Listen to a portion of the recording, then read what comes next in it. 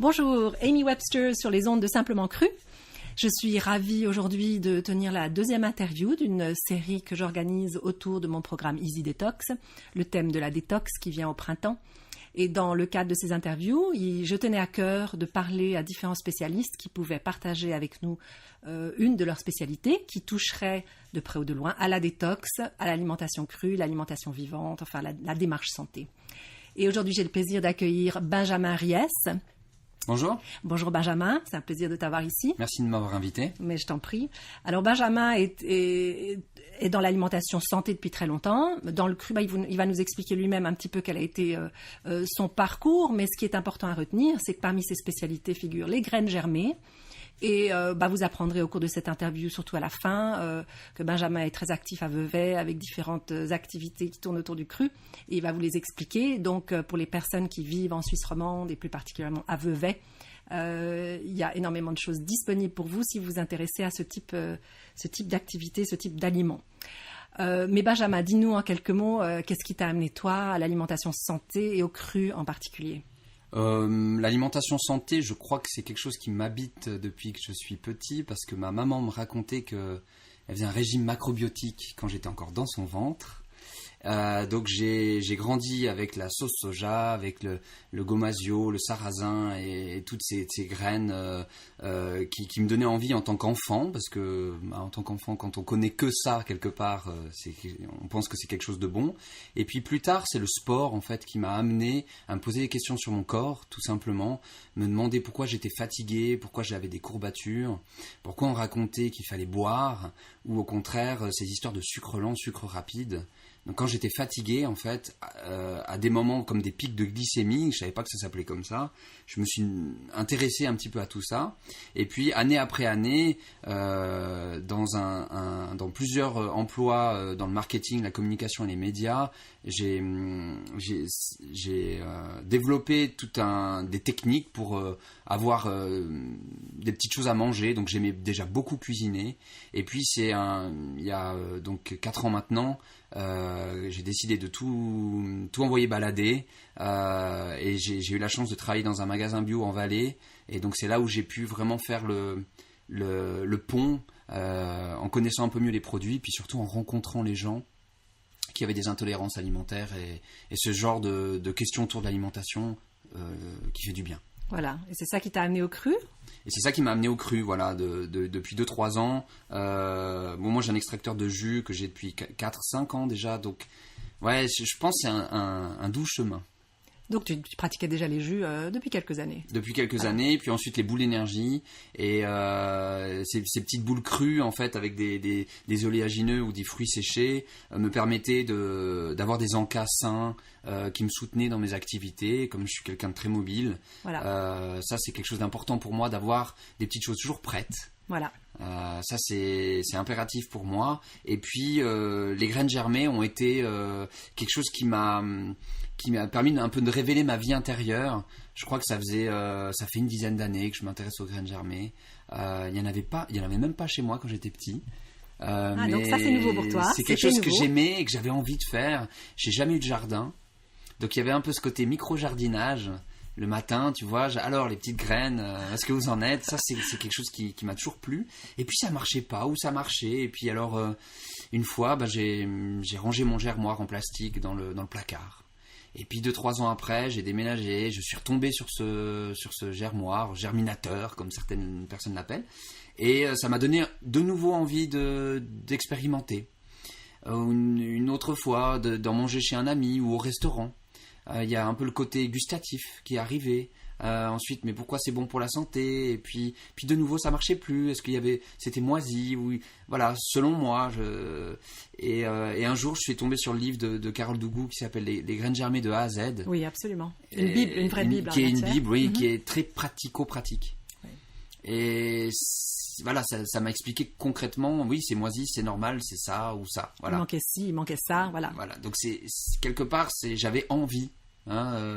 D'être en vie quelque part, donc pour moi c'était pas contraignant, c'était comme un chemin de petit à petit d'essayer de comprendre. Et puis il m'est arrivé pendant plusieurs mois de pas du tout faire germer de graines. Voilà, c'est ça. c'est par phase, un petit peu par cycle. Mais pour en venir là, au sujet de la détox, pour toi, les graines germées, quel est le rôle qu'elles peuvent jouer dans une détox?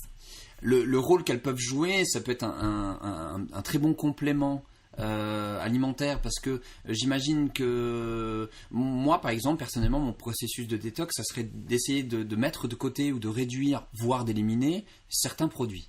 Genre le sucre, par exemple, des choses comme ça. Donc, ce sont des actes faciles. C'est pas trop contraignant comme de se dire j'enlève tout le gluten de toute mon alimentation. Il y a quelque chose de doux. Et moi, en tant que passionné, c'est vrai que j'ai toujours essayé de réfléchir à m'améliorer. Et ma maman me rappelait que quand j'avais 15 ou 16 ans, je lui demandais si je pouvais découper les pages du magazine Femina, où il y avait déjà des recettes et des informations, en fait, de vulgarisation de l'alimentation santé. Mais ça pouvait être même comment cuire des lentilles, d'accord ? Et finalement, j'ai ressorti mon classeur de l'époque. Donc ça m'a toujours questionné. Mais quand j'ai voulu vraiment aller très loin dans un extrême, du jour au lendemain, j'ai arrêté un certain nombre de produits. Mais pas les graines germées. Ah bah non. Donc c'était comme si c'était un soutien pour ma détox. Moi, la détox, je vois vraiment ça comme j'enlève certains produits qui vont m'alourdir. Et donc ce phénomène de détox, il se fait normalement parce qu'en fait, ça m'allège quelque part. Mais si j'enlève quelque chose, je ne vais pas ajouter, sauf des choses que je sais d'avance qu'elles sont très assimilables, genre les graines germées, qu'elles me font du bien à mon corps, à mon esprit, tout ça. Donc quand j'ai voulu arrêter les levures, les farines, les sucres, donc le pain, les pizzas, les pâtes, tout ça du jour au lendemain, j'ai perdu 1 kilo en 10 jours. Ouais. Et tu vois, comme je suis fin, pour moi 1 kilo c'est très important. Et donc c'est là où je me suis dit, oula, je vais trop loin.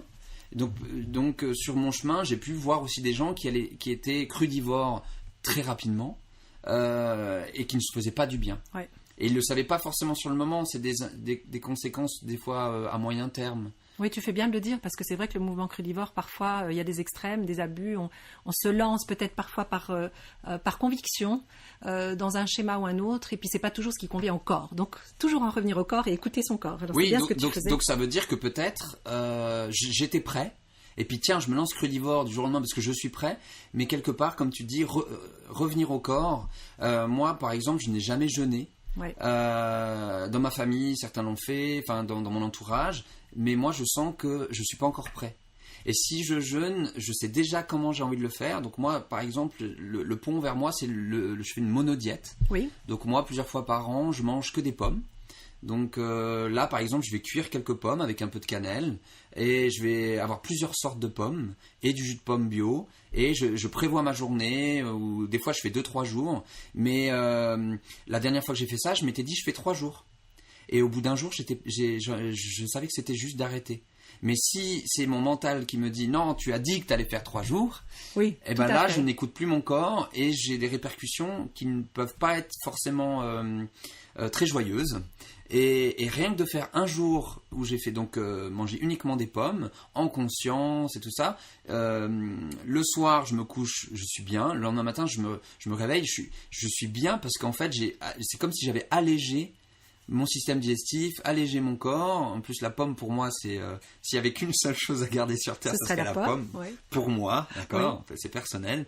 Et le lendemain, petit à petit, je réintroduis des aliments, voilà. Donc finalement pour moi c'est une mini détox à mon échelle, en fonction de mon activité, de la saison. Oui, tout à fait. Est-ce que j'étais devant un écran toute la journée? Est-ce que j'ai travaillé dehors?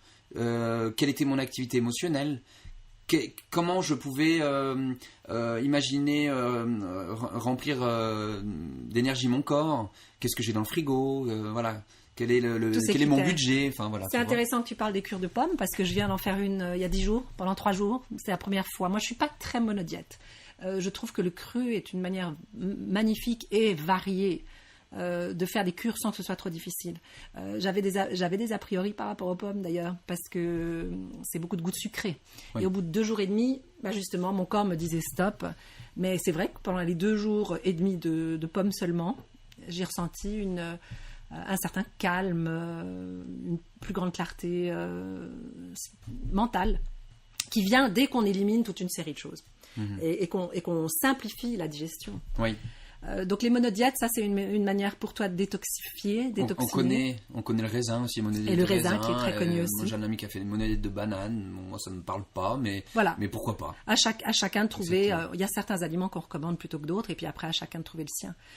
Mais pour en revenir aux graines germées, donc les graines germées, ça permettait quand même de combler peut-être, alors pas forcément la perte en calories que tu avais connue, parce que c'est très peu riche en calories.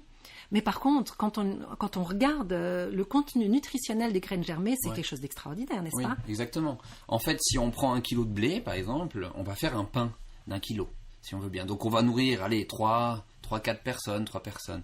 Par contre, si on le fait germer, là, on va déjà avoir son pouvoir nutritif qui va augmenter, mais sans réfléchir, sans être un scientifique pour mesurer la masse calorique qui est dans le pain, qui est de 1 kg de blé germé, mais je vais être beaucoup plus vite rassasié.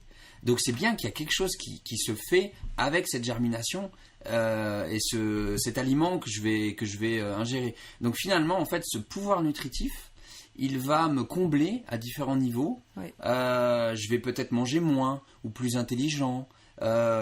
Effectivement, quand on mange quelques pousses de radis, je pense aux radis parce que tu parles de détox, et les graines qui sont un peu piquantes, comme la moutarde, comme la roquette ou le cresson ou le radis, sont des graines qui pourraient stimuler la digestion quelque part, en mangeant un petit peu, en petite quantité, parce que manger 30 graines germées de radis toutes seules comme ça fait pas du bien au système digestif. À l'œsophage, c'est assez hard comme ça. Un peu irritant. C'est irritant, donc il vaut mieux le mélanger avec d'autres graines, la luzerne par exemple, ou le mettre dans une salade, mais pas le manger tout seul. Mais ça, en fait, j'ai l'impression que je vais pas en manger beaucoup. Donc mon corps va me dire stop quand il a suffisamment, si je l'écoute. Donc du coup, ces graines peuvent être une bonne source de stimulation de ma digestion, donc d'élimination. Oui, exactement. Exactement. Alors comment est-ce que toi tu pratiques les graines germées ? Quelles sont celles que tu recommandes, que toi ou qui te plaisent au niveau du goût, au niveau de la facilité de production et comment tu t'organises ? Moi j'aime bien les graines, j'aime bien ne pas être esclave de mes graines. Oui. Donc j'aime bien quand c'est facile. Là, je suis bien d'accord avec toi. comme je choisirais un appareil de cuisine, j'ai envie qu'il soit efficace, que je mette pas trop de temps à le nettoyer et puis qu'il me serve bien, quoi. Et je pense que les graines riches en protéines, les grosses graines comme je les appelle, donc c'est-à-dire les pois chiches, les lentilles, le fenugrec, le mungo, pour moi sont des graines faciles que comme je mange très peu de viande, voire rarement, je me dis que j'ai envie d'avoir aussi une source de protéines. C'est une manière pour moi d'être rassasié à ce niveau-là. Donc j'aime ces graines-là, même si le fenugrec il a un goût un peu curry, comme ça d'ailleurs il est utilisé dans le mélange de curry. Donc ça c'est des graines que j'aime beaucoup parce qu'elles sont faciles à faire germer. J'adore les pousses de tournesol, je suis très très fan. Moi aussi, ça a été une découverte magnifique. Il y a un côté joyeux, un côté soleil, forcément, le tournesol. Et puis j'aime beaucoup la luzerne, l'alfalfa comme on dit. C'est vrai que c'est une graine qu'on utilise souvent quand on commence à faire germer. Et maintenant il existe des mélanges qui sont très bien faits, je trouve. Je dis des mélanges parce que c'est plusieurs graines ensemble. L'alfalfa par exemple à 80 ou 90%. Et puis 5 ou 10% de graines un peu piquantes, j'en parlais tout à l'heure, comme le cresson ou la roquette, qui sont des graines qui sont pas évidentes à faire germer toutes seules. Oui. Du coup, quand on est joint à une grande quantité d'alfalfa, donc dans un paquet de 100 grammes, il y aura 5% de roquette par exemple. Donc là, on n'a pas besoin de se soucier d'avoir les quantités. Donc on va faire peut-être une cuillère à soupe de graines sèches dans son germoir ou une cuillère à café, puis on va faire germer. Donc est-ce que tu crois, Amy, qu'il y ait besoin que je rappelle un petit peu la base de comment faire germer en quelques phrases ? Absolument, moi je pense que ce serait très utile aux auditeurs, oui. Du coup, en fait, les graines germées, ce sont quelque chose qui ne sont pas nouvelles dans notre société, dans notre bol quotidien. Elles ont des milliers d'années. Finalement, on parlait du kimchi tout à l'heure, qui est le chou qui vient de Corée. La bière de maïs des Aztèques ou le houmous germé de pois chiches germés en Orient, c'est pas des choses qui se font depuis plusieurs centaines d'années, mais plutôt depuis des milliers d'années. Oui. Et j'aime bien cette histoire de James Cook qui revenait d'Amérique du Sud vers la cour d'Espagne. Et puis à l'époque, donc au XVe siècle, au XVIe siècle, il y avait beaucoup de maladies. Les navigateurs arrivaient à bon port avec peut-être la moitié ou un tiers de leur équipage toujours vivant, et il avait l'habitude de faire une boisson chaude, de l'eau chaude avec de l'ail germé et surtout de l'orge germée, et donc ça prévenait le scorbut. Et donc c'est grâce au pouvoir de germination. Donc c'est pas quelque chose de nouveau. Puis moi j'aime ça. J'aime me dire que c'est un geste ancestral. Oui. Donc ça me plaît. Ces graines-là, on a retrouvé aussi dans des sarcophages.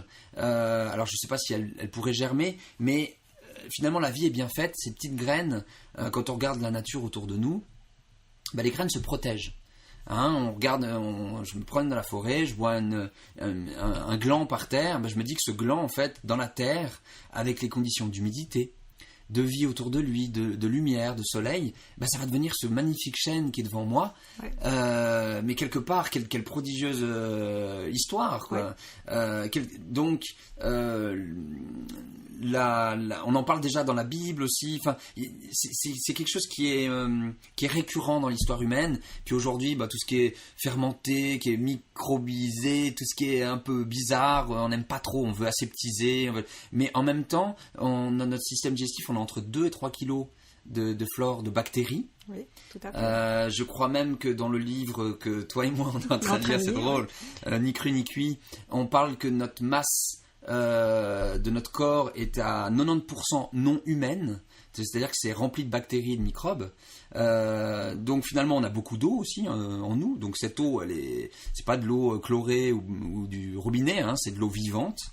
Donc finalement le fait de faire germer, c'est un acte ancestral qui va apporter de la vie en mon corps. Donc ces graines, le gland il va se protéger, je parlais du gland qui devient un chêne, donc il se protège. Les graines de riz ou de lentilles, elles sont séchées, elles sont prêtes, elles sont en dormance, ce qu'on appelle en dormance. Tout à fait. Elles sont endormies. Et grâce à un trempage de quelques heures, donc chaque graine est différente, donc le trempage dans de l'eau dynamisée, dans de l'eau ionisée, enfin dans de l'eau de qualité si on peut, la graine va se transformer et le germe qui est à l'intérieur, le germe de vie, va pouvoir casser donc le tégument, donc la cosse, la coque de la graine, pour pouvoir grandir et puis donner une pousse, donner une graine, donner un arbre, donner un fruit, donner un légume. Donc là on est dans le principe de vie. Et j'aime beaucoup ça parce qu'en quelques jours, donc les lentilles c'est 2 jours, l'alfalfa c'est 5-7 jours, on a tout de suite à la maison quelque chose de disponible, de vivant, grâce donc à de la chaleur, de la lumière et de l'eau. Alors j'aime bien cette histoire de paraphraser une grande marque de bouteille qui dit « l'eau c'est la vie », mais quelque part si je mets la vie en moi, je peux respirer la vie. Bien sûr. C'est quelque chose la vie de soutient fondamental. La vie. Oui. Donc c'est un acte quelque part engagé aussi. Je deviens un peu acteur de ce que je mets dans mon corps, aussi acteur de ma santé. Je prends soin de moi, je prends soin de ma famille. C'est un acte un peu engagé parce que même des graines germées qui seraient dans un magasin, donc de préférence acheter uniquement les graines d'agriculture biologique, c'est important. Mais elles vont moins se garder parce que je vais les acheter dans un magasin bio, elles sont déjà germées. C'est pas moi qui les ai produits, donc je suis pas là depuis le début. Et j'ai constaté vraiment qu'elles se gardaient pas très longtemps. Donc si je les rince, je me les réapproprie, je vais les sécher, je vais les consommer, et là elles vont se garder un petit peu plus longtemps. Donc là tu es en train de dire, si on n'a pas le temps ou l'envie ou les moyens de faire germer ces graines à la maison, on peut les acheter déjà germées, mais un des gestes à faire, c'est de pouvoir les rincer assez rapidement pour prolonger leur conservation. Et puis de peut-être amener un peu plus de croquant, de pouvoir aussi... c'est un geste bête, ce que j'ai dit, de se réapproprier ces graines, mais c'est quelque chose de valorisant aussi de faire ces graines. C'est pas anodin, je trouve. C'est pas anodin. Puis il y a une histoire de sûreté alimentaire, entre guillemets, de faire chez soi à la maison. La germination, c'est tout simplement ou la pré-germination. Toi, je sais, Amy, que tu es très investi dans ce genre de démarche et de cuisine où tu donnes toi aussi des cours sur la fermentation notamment. Mais pour moi, le trempage, Ça peut être aussi des vieux raisins secs ou des baies de goji qui sont vraiment qui me donnent plus envie. Oui, toutes sèches. Et je les réhydrate 10 minutes, 1 heure, une nuit. Et là, il y a un processus de vie qui arrive. Et donc là, je peux consommer mes raisins secs ou mes baies de goji. Qui peut-être certains d'entre vous qui nous écoutent avaient déjà mis une nuit des amandes à tremper dans un peu d'eau. Le lendemain, vous verrez les amandes de bonne qualité. Ah, ouais. Voilà, moi j'ai l'impression de manger du lait d'amande. Ou d'avoir une amande fraîche qui vient d'être cueillie, mais qui ne serait pas tout à fait digeste. Sans l'amertume. Voilà. Et puis, c'est aussi une activité qui est bonne pour l'esprit ou le corps, j'ai l'impression. D'occuper aussi, de m'occuper tous les jours de ces graines. C'est un geste un petit peu comme ça citoyen. D'avoir des graines, notamment, on est en période un peu de détox, d'avoir des graines un peu fraîches, donc que ça soit du basilic, que ça soit de la roquette, des haricots mungo, des choses que pendant l'hiver, on a les mêmes choses. Il y a moins de légumes disponibles, hein, c'est évident. Donc l'hiver ou le printemps, c'est vrai que c'est beau de pouvoir se dire que je mange aussi des carottes germées ou de fenouil germé, c'est sensationnel. Alors comment fais-tu pour ceux qui n'y connaissent rien ? Qu'est-ce que tu leur dirais ? Où commencer ? Déjà, peut-être de réfléchir à sa cuisine. Quelle place j'ai envie d'avoir dans ma cuisine. Est-ce que je suis quelqu'un de soigneux ? Est-ce que, au contraire, je suis tout le temps en déplacement ? J'avais beaucoup aimé une fois, j'avais vu une photo sur Internet de quelqu'un qui faisait le pèlerinage vers Compostelle et puis qui avait un petit filet accroché à son sac à dos. Oui.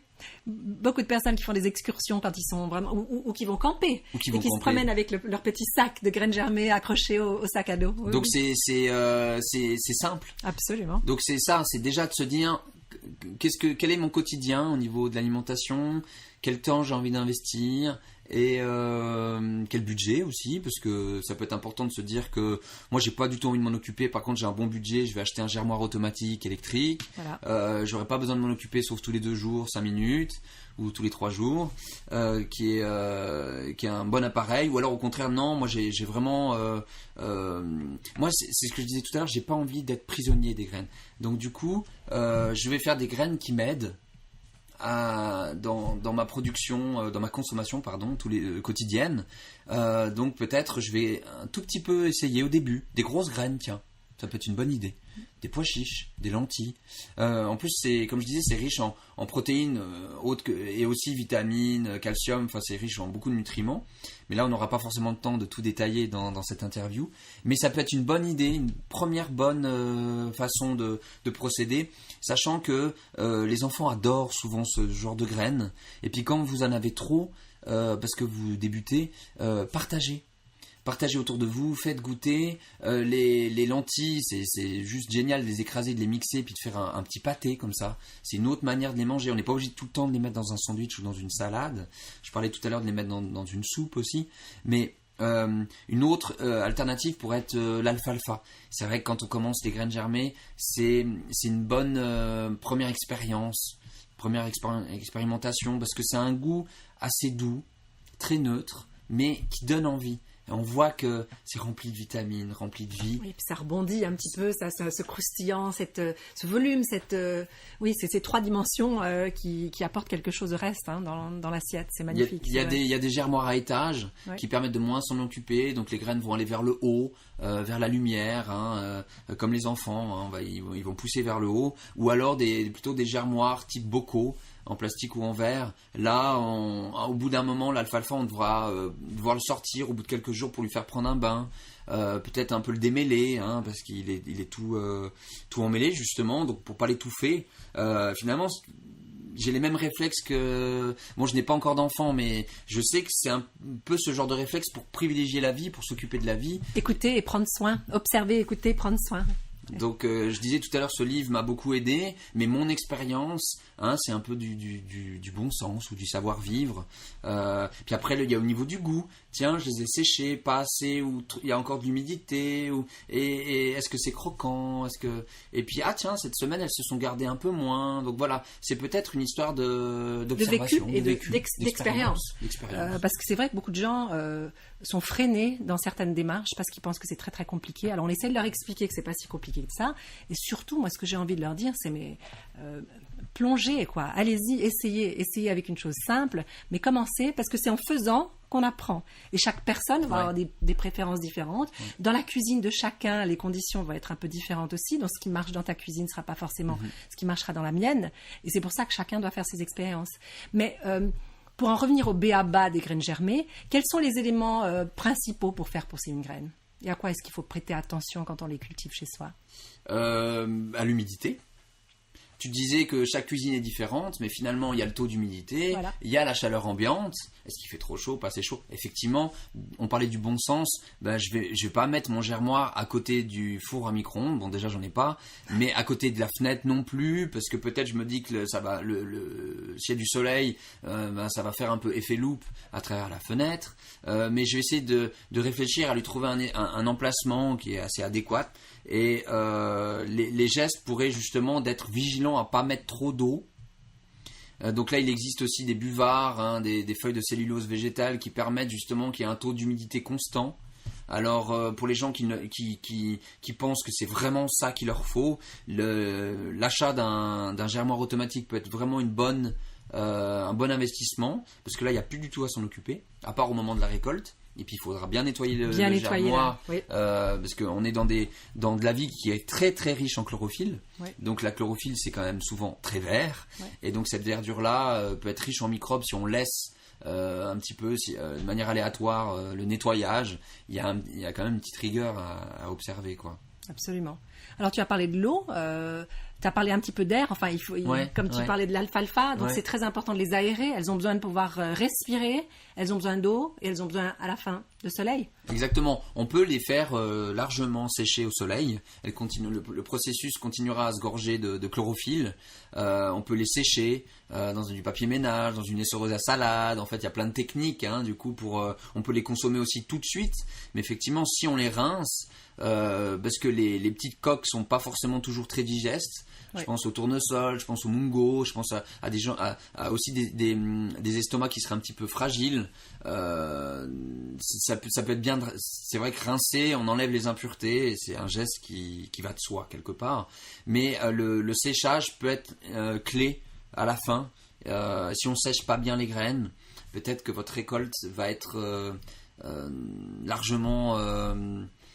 Vous allez être largement déçu. Parce que les graines vont très vite rancir parce qu'il y a trop d'eau. Se conserveront moins bien, oui. Donc moi j'aime bien sécher, mettre un papier ménage dans une boîte hermétique, mettre mes graines dessus, mettre un papier ménage sur le dessus et je le mets au frigo. Et donc du coup mes graines vont se garder quelques jours au frigo et puis quand je passe par là, je retourne cette boîte. Donc avec le papier ménage en dessus et en dessous, et quand je consomme quelques graines ou quand j'ai envie de regarder ce qui se passe dedans, je vois que le papier ménage est gorgé d'eau.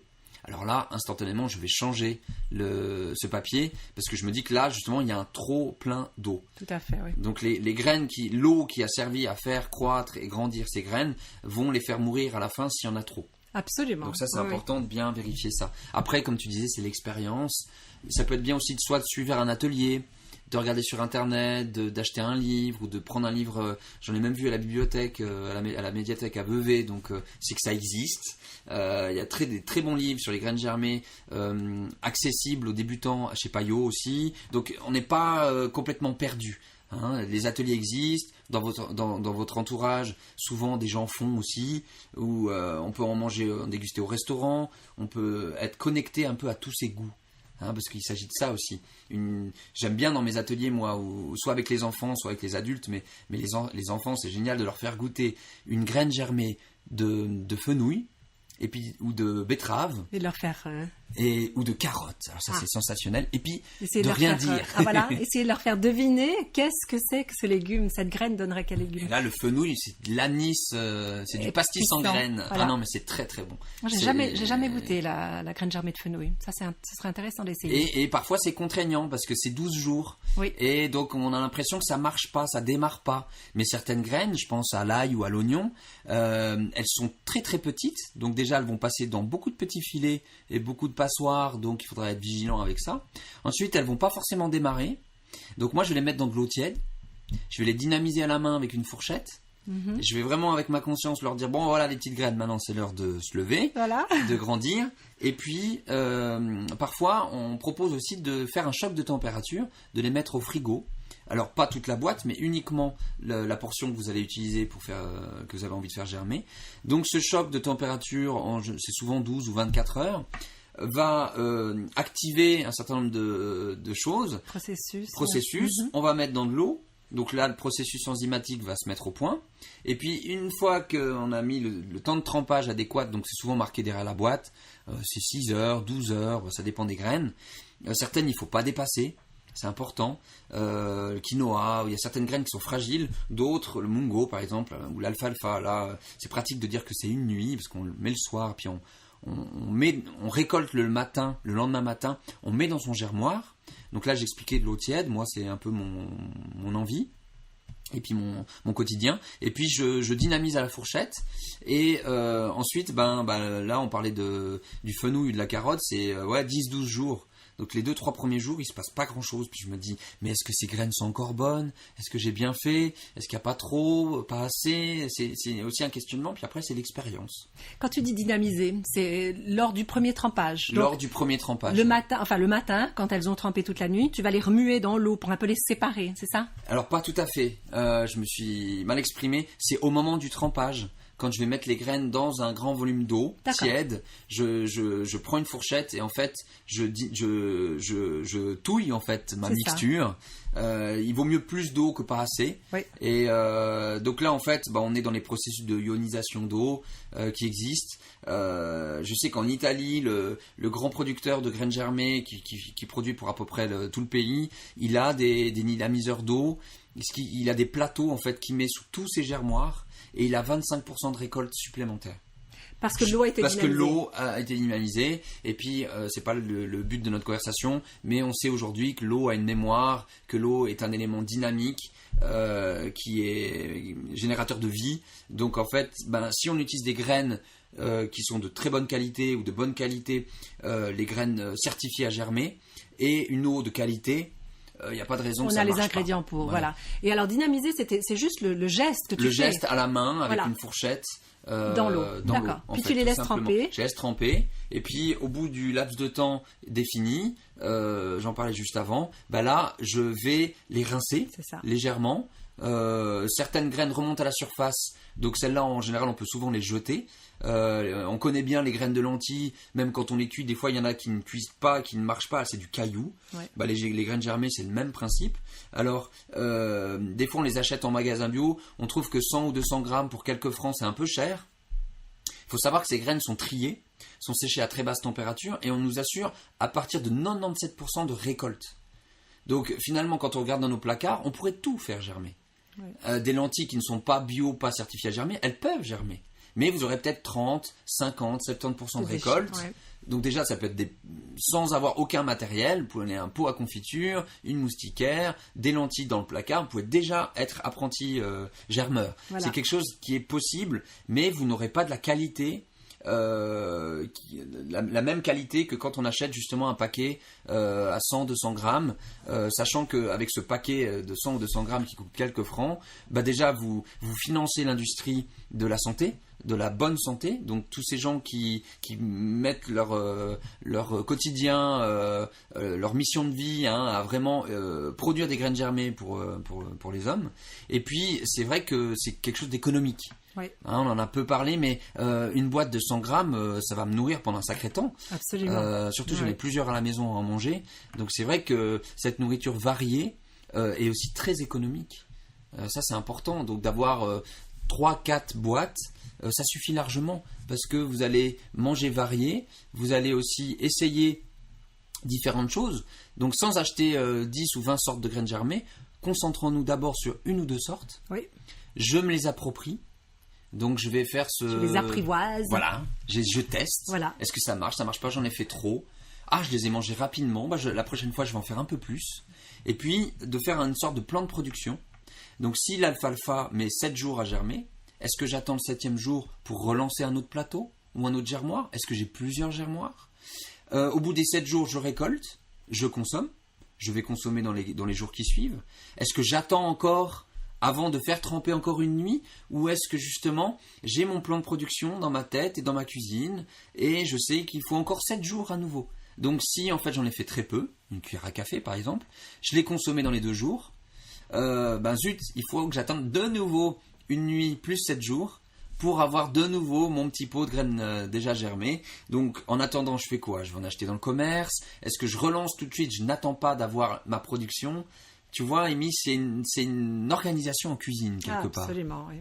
Comme beaucoup de choses qu'on fait dans le cru, hein, qui peuvent paraître compliquées, mais après, une fois que ça devient une habitude, c'est comme d'apprendre à conduire, ce sont des gestes qu'on fait de manière un peu instinctive au bout d'un moment, n'est-ce pas? Exactement. Ce qui est très connu aussi en cuisine crue, c'est le sarrasin germé déshydraté, qu'on utilise énormément. Alors là, il faut prendre une variété de sarrasin qui est spéciale, certifiée à germer. Tous les sarrasins ne marchent pas. Moi, j'ai du sarrasin bio de Hongrie qui marche très très bien et je le germe par kilo.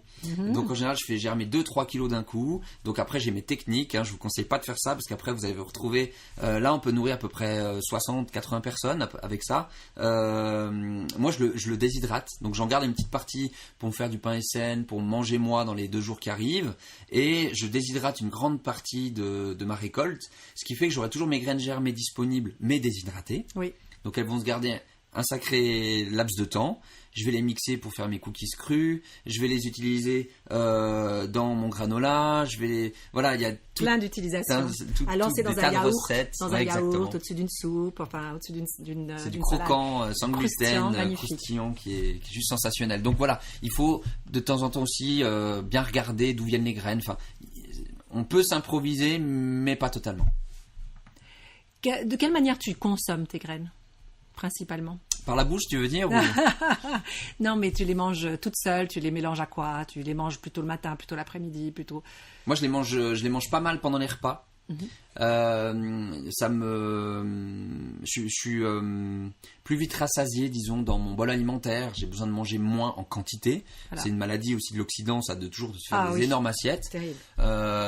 Donc moi, si je mange une salade de saison avec des graines germées en quantité, parce que moi j'ai l'habitude de manger des graines germées, donc mon système digestif est adapté au cru. Même si en ce moment je me sens pas très bien parce qu'il y a un changement de saison et je sais que je dois prendre soin de ma flore intestinale. Ne mangez surtout pas des centaines de grammes de graines germées du jour au lendemain.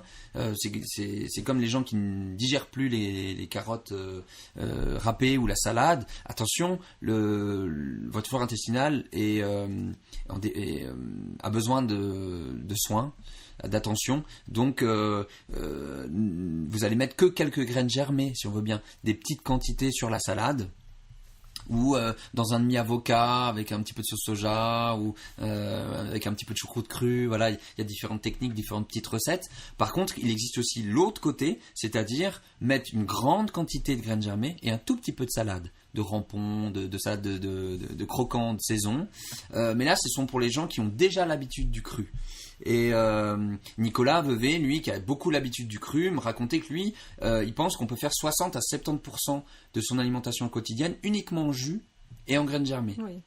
Mais attention, ce n'est pas du jour au lendemain, c'est un processus sur plusieurs années. Sur une certaine période. Oui, ça c'est intéressant de le mentionner, ça, que tout le monde n'est pas capable de digérer les crudités très rapidement, et les graines germées a fortiori, puisqu'elles sont justement encore plus riches en nutrition, ça peut causer des problèmes. Si elles n'ont pas été cultivées dans les bonnes conditions aussi, elles peuvent donner des gaz, des ballonnements, etc. Le rinçage est d'autant plus important.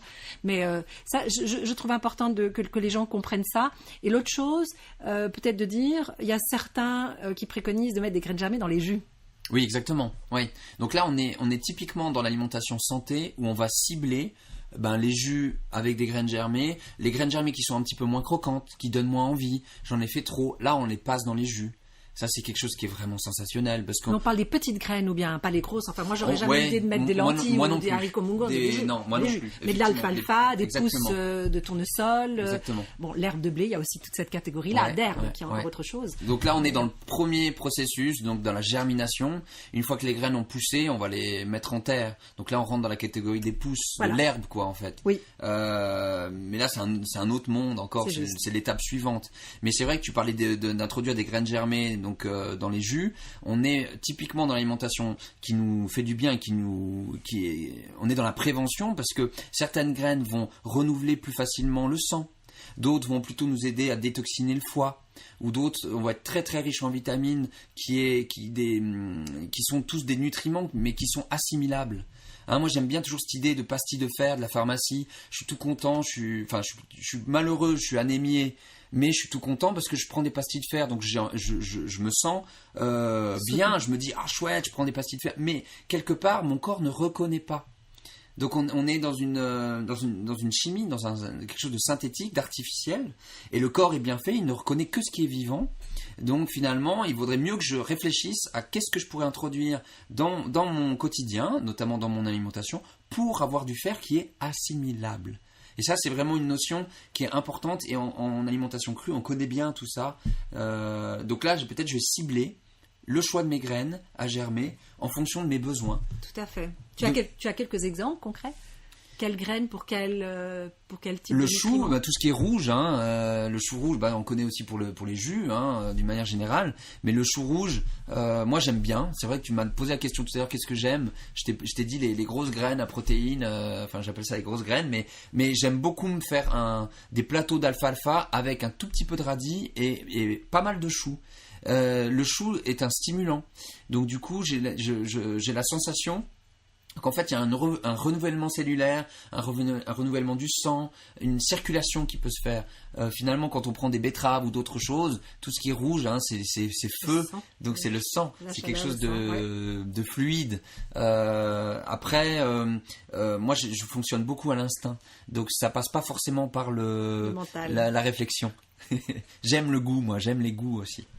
C'est ce qui t'a lancé dans la cuisine d'ailleurs, hein ? C'est ce qui m'a lancé dans la cuisine, ouais.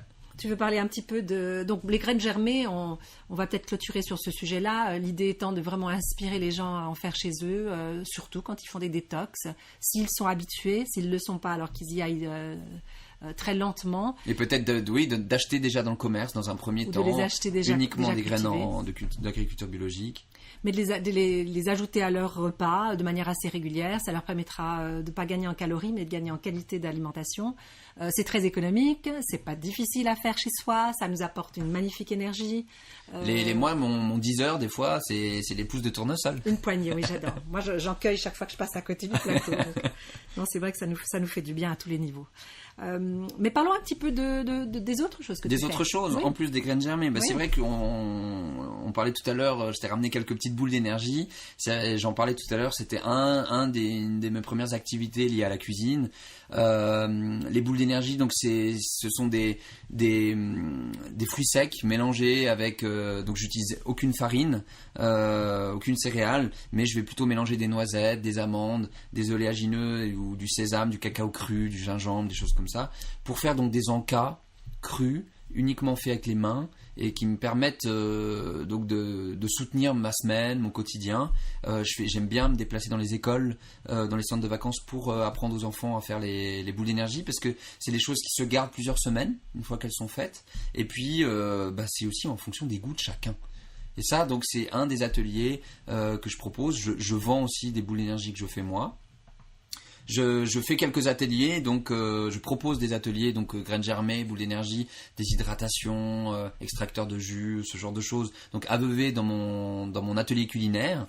Je me déplace aussi beaucoup. Je fais de temps en temps les derniers mercredis du mois de mars à juin, je serai à la place de la Palue, voilà. Pour le marché.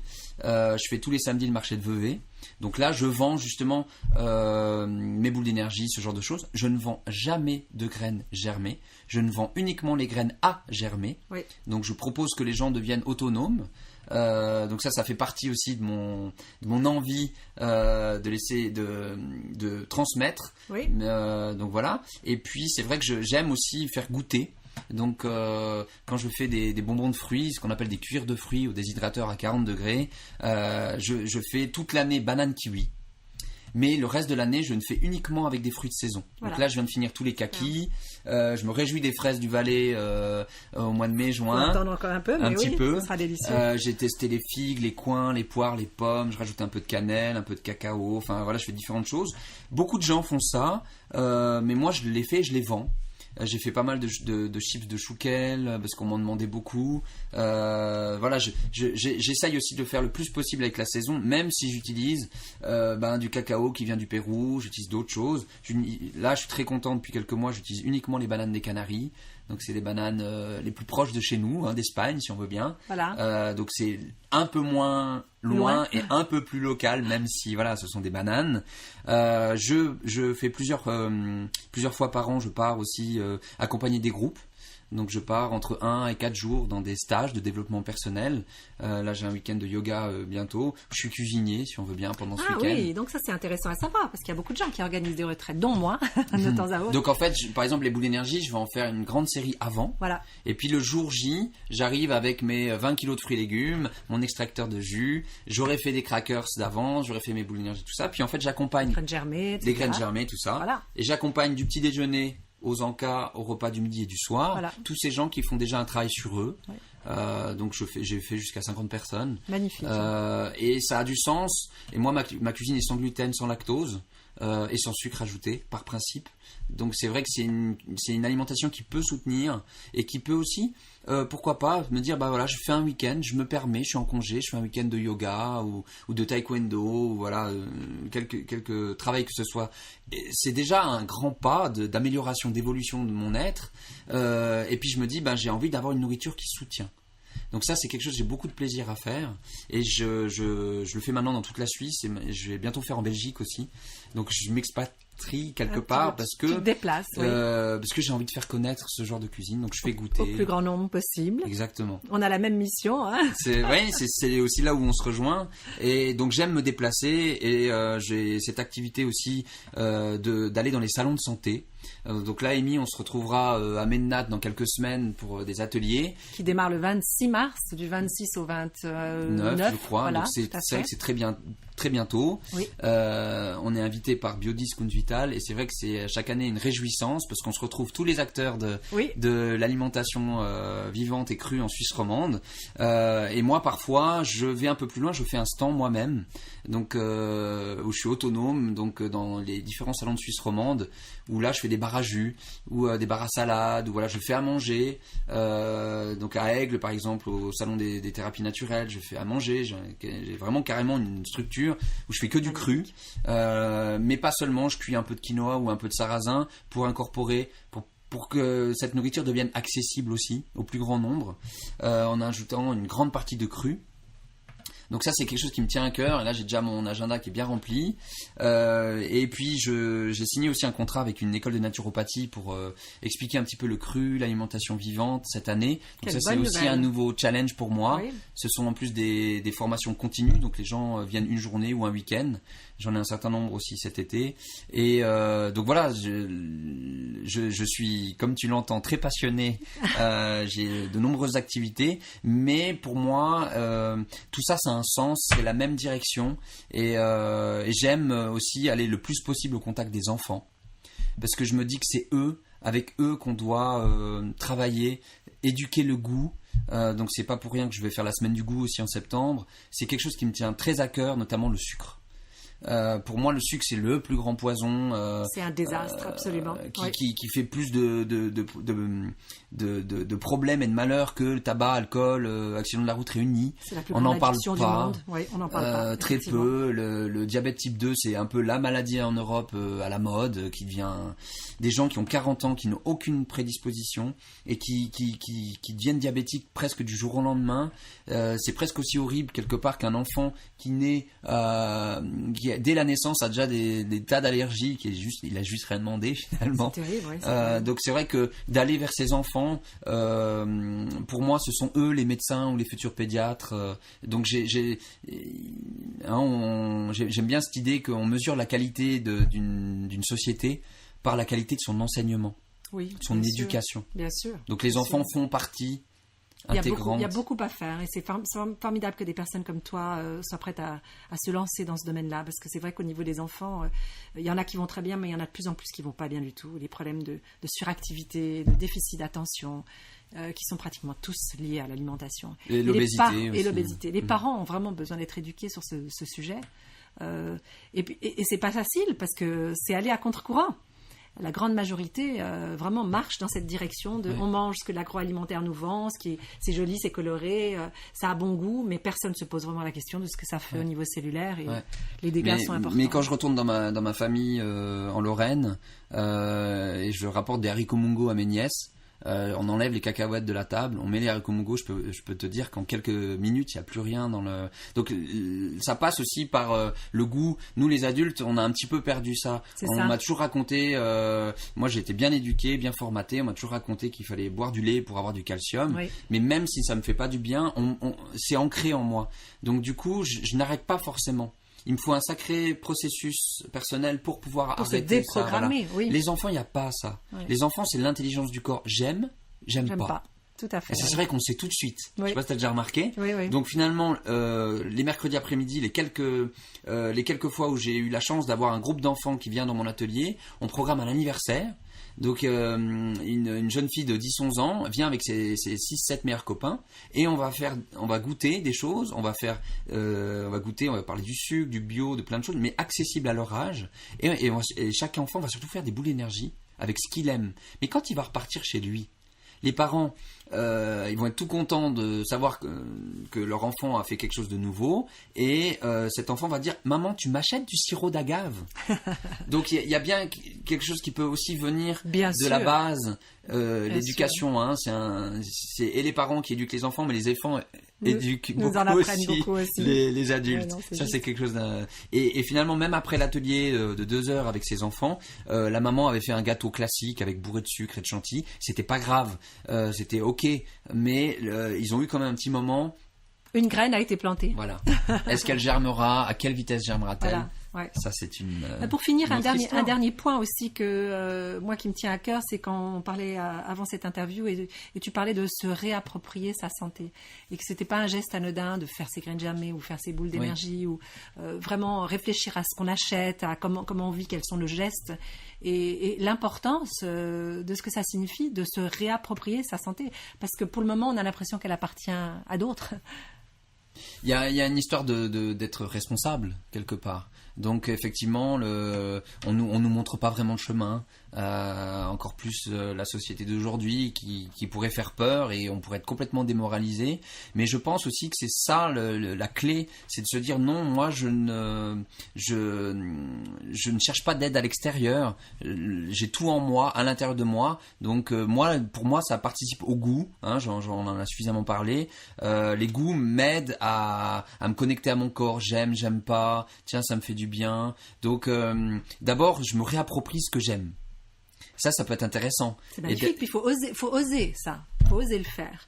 Parce que tu es d'accord que dans notre société, il y a quand même trop cette tendance à vouloir appartenir au groupe et à faire comme tout le monde. Donc tout le monde va je ne citerai pas, mais bon, voilà, les restaurants la restauration rapide, tout le monde y va, les copains y vont, donc je fais pareil. Donc essayer d'inspirer les jeunes à retrouver leur moi profond, qu'est-ce que eux ils aiment vraiment. Bien sûr, puis il y a plusieurs portes d'entrée. Moi, ça a été le sport, mais il peut y avoir le côté économique. Finalement, une famille de 5 personnes qui consomment du lait végétal, c'est déjà très cher.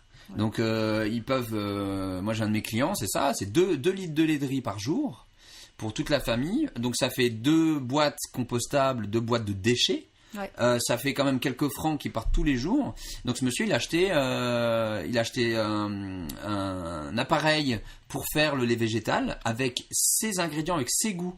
Donc il va rajouter du riz, des amandes, de la poudre de vanille, faire exactement comme eux veulent. Donc là il n'y a plus de déchets, c'est un acte qui devient bénéfique pour toute la famille, ça relie, ça fait du liant pour la famille, c'est très humain, on ne donne pas d'argent à la préparation de ce qu'on mange. Exactement, donc c'est valorisant, et puis on ne donne pas d'argent à l'industrie alimentaire, même si parfois c'est bien aussi de soutenir des plus petites entreprises. Là il y a une marque qui est basée près de Genève qui fait du soja et du tofu suisse. Donc là, il faut les encourager. Donc peut-être que c'est 50 centimes ou 1 franc plus cher que du soja qui viendrait de l'autre bout du monde. Tu veux mentionner la marque ? C'est Suisse Soja. Suisse Soja, voilà, exactement. Donc c'est uniquement en magasin bio. Alors après, est-ce que eux peut-être seront vendus dans d'autres structures plus grandes ? Voilà, je sais pas. Mais c'est plusieurs personnes qui m'ont dit que une grande enseigne dont je ne citerai pas le nom voudrait ouvrir une chaîne de 60 magasins bio en Suisse. Oui. Donc ça veut dire que si ça a le cas, bah, quelque part tant mieux, mais on va avoir le bio du tout venant. Parce que pour la moi, grande distribution. Bio, pour moi, ça veut pas dire grand chose, sauf quand c'est des graines germées, quand c'est des choses très très précises, voilà, la choucroute crue, des choses comme ça, il y a aucune concession à avoir, c'est du bio au point. Oui. Mais par contre, de se dire que une porte d'entrée, c'est le côté économique, donc j'ai pas beaucoup de budget. Donc au bout d'un moment, je vais faire moi mes graines germées, ou je vais faire mon lait végétal, ou peut-être des fois le fait d'avoir moins d'argent va me permettre de devoir faire des choix. Tiens, j'achète pas en bio, mais je vais chez le paysan du coin, c'est local. Voilà, c'est un acte qui est tout autant engagé, un acte de soutien à ce paysan. Donc par mon acte d'achat en tant que consommateur, je deviens consomme-acteur. Et ça, j'aime cette idée-là aussi, parce qu'on peut tous s'approprier. Puis après, ça fait des petites graines dans son entourage, on fait goûter. Absolument. C'est magnifique, c'est magnifique. Bon, c'est très bien, ça c'est le mot de la fin. Parce qu'en plus se réapproprier sa santé, pour moi la détox ça passe par là aussi, c'est une manière d'apprendre aux gens à faire attention à ce qu'ils mangent et de faire l'expérimentation sur leur corps de ce que l'aliment va créer au niveau de leurs sensations et de leur bien-être. Quelque chose d'énorme et de si important pour ceux qui ne l'ont pas encore expérimenté. Et à la vitesse, que peu importe la vitesse. Ça peut aller très vite. Voilà, ça peut aller très vite, mais il n'y a pas de stress à avoir. Non. Et ça, je trouve intéressant, et si je peux ajouter ce mot-là, c'est que j'ai vu des gens vraiment se détruire. Oui. Parce que du jour au lendemain, ils devenaient extrêmes dans leur alimentation. Et de prendre des grandes quantités de spiruline du jour au lendemain, on ne le sait que 2 ans après qu'en fait on a bousillé ses reins. Voilà, par exemple, c'est un exemple. Mais ces gens extrêmes cherchent des clés, et on pourrait être extrême en sport, en politique, voilà, peu importe. Mais donc l'équilibre, c'est peut-être une des clés de la vie. Mais allons au rythme de chacun. Un petit pas à la fois. Oui, je suis bien d'accord avec toi. Et puis, peu importe les jugements autour de soi, et c'est toujours difficile dans les familles quand il y en a un qui est végétarien, pas l'autre, ou voilà. J'imagine qu'il y a quand même des spécificités, mais pas de problème, tout va bien, la vie est là, donc prenons soin de ça à la vitesse que ça doit, quoi. Absolument, oui. Très très bien dit. Merci, ouais. Alors pour les personnes qui s'intéressent aux produits et aux services de Benjamin, vous pouvez le trouver sur le site internet Raw Lab. Je dis raw pour qu'on me comprenne. Raw, c'est le mot cru en anglais. Donc ça, c'est que vous faites www.raw-lab.ch.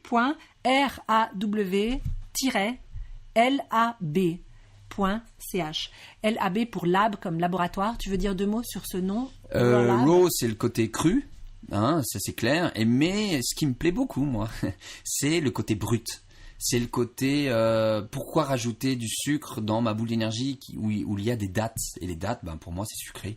Donc c'est une réappropriation des goûts, donc c'est une simplicité, pas d'agents conservateurs, pas de voilà, mes petits bonbons de fruits, il n'y a pas de gélifiant, il n'y a rien, il n'y a que du fruit, mais ils ont une texture de bonbons. Un peu Haribo, même s'il faut pas trop dire ça, mais c'est quand même une texture de bonbon. Donc le raw, c'est le côté simple, le côté brut.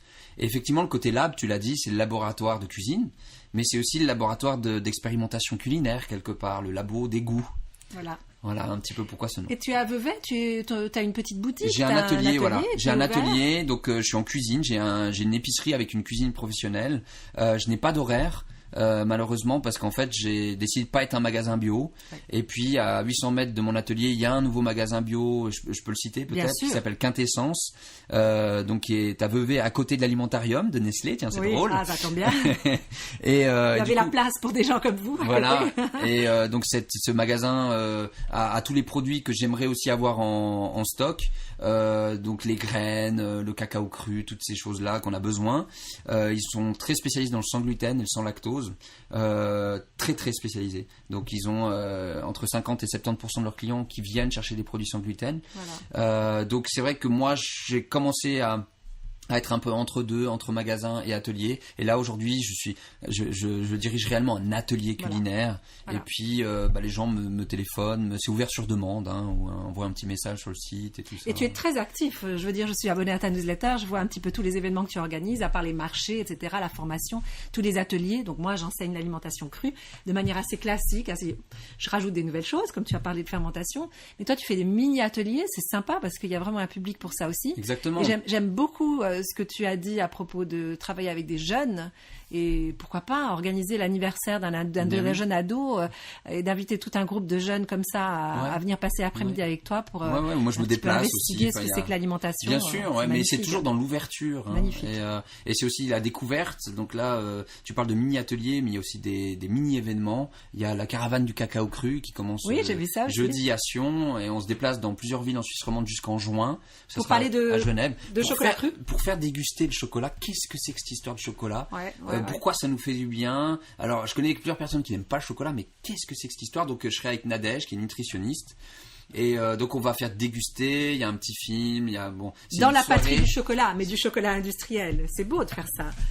Merci. Faire présenter une autre manière de consommer le chocolat, une manière beaucoup plus saine d'ailleurs. Eh bien, merci. Ça a été un plaisir de te recevoir, Benjamin. J'encourage tous nos auditeurs à aller jeter un œil à Quintessence, essayer de déguster les produits faits maison, artisanaux et de grande qualité que Benjamin prépare et qui vend dans les marchés, etc. Donc, je vais mettre sur cette page de blog de toute façon quelques détails de plus sur Benjamin pour ceux qui n'auraient pas noté où ils peuvent le trouver. Et en tout cas, j'espère que ces informations vont vous inspirer dans cette période de détox, que vous allez intégrer les graines germées. Et pourquoi pas des boules d'énergie quand vous sortirez la détox, parce que dans ma détox, on essaie de faire 7 jours sans sucre, 7 jours sans gras, et vraiment 7 jours avec que des fruits et légumes qui sont légers, qui vont soutenir cet effort d'élimination. Mais les graines germées, par contre, alors, c'est la voie royale. Donc, merci beaucoup d'être venu et d'avoir parlé de tout ça. Merci. Et puis nous, on se revoit donc à Mennat très bientôt. On se retrouve à Mennat très bientôt, absolument. Voilà. Alors, au revoir à tous et encore merci. Merci, au revoir.